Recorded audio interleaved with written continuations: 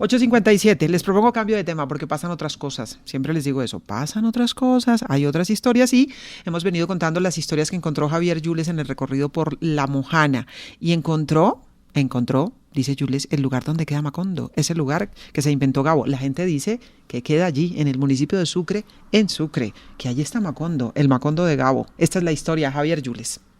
2 horas en chalupa sobre el caño La Mojana separan a los municipios de Majagual y Sucre. En este último, advierte el historiador Isidro Álvarez, a pesar de las inundaciones, la población se resiste a abandonar sus casas porque aprendieron a convivir con las adversidades. Es una dinámica de todo este espacio natural, que nosotros la hemos vivido de manera repetida. Y de alguna manera, no es que nos hayamos acostumbrado, sino que hemos estado como articulándonos, adaptándonos a esas situaciones de vida, ¿no? Que nos da el mismo espacio donde vivimos. Luego de desembarcar en el puerto de Sucre, lo primero que se comprueba es que las paredes hablan. Solo en la plaza principal hay al menos 10 placas en las que se recuerda la obra de Gabriel García Márquez. Varias de las historias escritas por el Nobel ocurrieron en ese lugar. Cada momento, cada acontecimiento de eso que se da en el pueblo, luego García Márquez lo toma y lo transpone en sus novelas, como también la publicación de los pasquines o la inundación del cementerio. Mire que todos esos elementos y todas esas circunstancias que se presentan en este mundo de agua, García Márquez los toma y los transmuta y nos los narra de la manera más exquisita en sus novelas y en sus cuentos. En el centro de Sucre está la casa de Cayetano Gentiles, cuyo nombre fue cambiado por Santiago Nazar. Martín Acuña, habitante del municipio, narra los hechos que fueron contados por Gabo en Crónica de una muerte anunciada. Aquí vivía Cayetano Gentiles o Santiago Nazar en la obra. Cuando fue asesinado, hizo el recorrido, recorrió toda la plaza, llegó a esta casa, pero encontró la puerta cerrada porque la mamá la había cerrado en los anuncios pensando de que ya la había ingresado.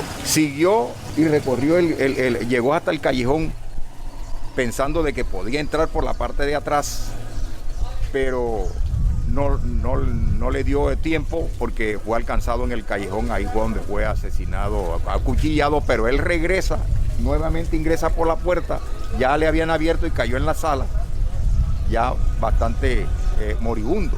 La casa es hoy una ferretería y Juan González, su propietario, asegura que Sucre, municipio en el que vivió García Márquez durante su adolescencia, inspiró sus escritos. Aunque el nombre de Sucre no aparece, pero sí están las obras, que es lo importante, que aparece ahí la figura donde él estuvo, donde él vivió, donde compartió con muchas personas de este pueblo. A un par de cuadras de la plaza principal, en una casa que conserva su fachada en madera, vive Nellis del Carmen Herrera. La mujer recuerda que el lugar referenciado en el libro La Mala Hora era en donde los jóvenes del pueblo se iniciaban en su vida sexual. Esto era un bar, pero antes no eran bares, sino academias. Entonces era la academia de la hora. Aquí tenía de todo.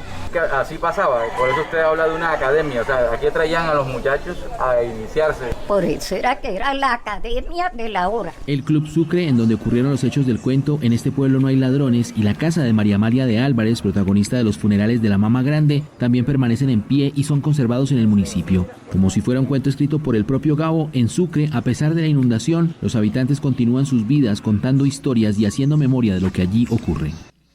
Esto es Sucre, en el departamento de Sucre. Dicen, Juan, que allá hay Macondo o un pedazo de Macondo, pero hay otros que reclaman ese ser un pedacito de Macondo, ¿no? Desde Aracataca lo reclaman también, y hay otros lugares que dicen inspiraron ese lugar que está en la cabeza de Gabo, en su imaginación, pero que lo encontramos por allí. Es que eso es lo interesante, que las historias de Gabo tienen vida. Tienen vida, y fíjese usted, Yolanda, que sobre ese asunto se ha discutido durante mucho tiempo, ¿verdad?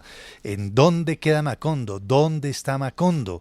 Igual que lo que ocurría con la obra de William Faulkner cuando hablaban del reino de Yognatapaufa. Pues bien, Macondo en términos generales está en el Caribe, porque hay episodios muy importantes que han transcurrido en el Cesar, en La Guajira, en Magdalena, su tierra, en la Ciénaga Grande de la Magdalena transcurren también algunos episodios de sus obras. Sucre, este lugar que visitó Javier Yules, también, por supuesto, epicentro, nada más y nada menos que de crónica de una muerte anunciada, y como lo describe Javier, pues hay avisos allí que describen los lugares en donde vivieron protagonistas que inspiraron la novela. Un gran sitio, un gran reino imaginario ese Macondo, que tiene expresiones en gran parte del Caribe, del Caribe colombiano.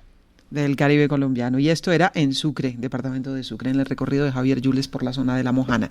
9 de la mañana, 2 minutos, ya en segundos, el resumen de las noticias de la hora.